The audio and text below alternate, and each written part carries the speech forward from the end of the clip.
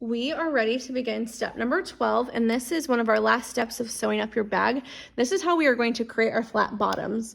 So step number 12 says separate squares to create a flat bottom. Open like a bag of chips, align the bottom and side seams, pin.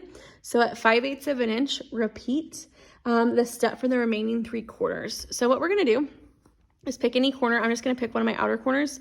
I put my fingers in at the point of that corner, okay? And if you think when you open up a bag of chips, you pinch and then you pull really hard, that's what we're gonna do. We're gonna pinch and then you're gonna pull to pull this flat. Now it doesn't go perfect. You can see how it has a slight little point to it, and that is fine.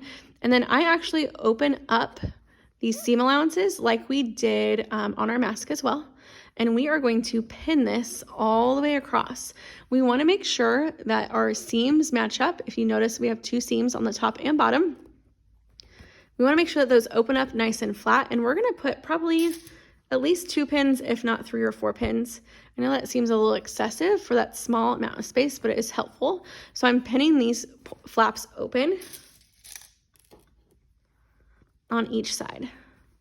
Okay, and I may actually only go with 2. So if we look, we have it pinned and open across, and the same thing is on this side. So it is pinned and open across. My side seams or my seams are matching up in the center. Now this is where it gets a little tricky because you kind of need to flatten out your bag and kind of hide everything. We are only sewing through these 2 layers, okay? So don't get more layers. Some of my students get a little confused, but we're only sewing through the top and bottom of our bag. We are sewing all the way across at 5/8 of an inch. We wanna sew straight across. Sometimes they try and make a peak out of it, but you're just gonna sew one straight line. And I'm gonna show you how we do that. And then we're gonna do that for our remaining 3 corners. Pin and then sew across. So I'm gonna go ahead, line up. I'm gonna put my presser foot down with my needle down, and then we are going to start in back stitch, and we wanna make sure we go all the way to the edge of our fabric so we don't get holes. All the way back and all the way forward. Take out your pins as you go. And then back stitch, and then you're good. Simple as that. So we're gonna pull our thread out.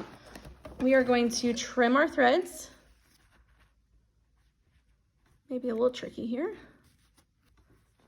on the fronts and the back.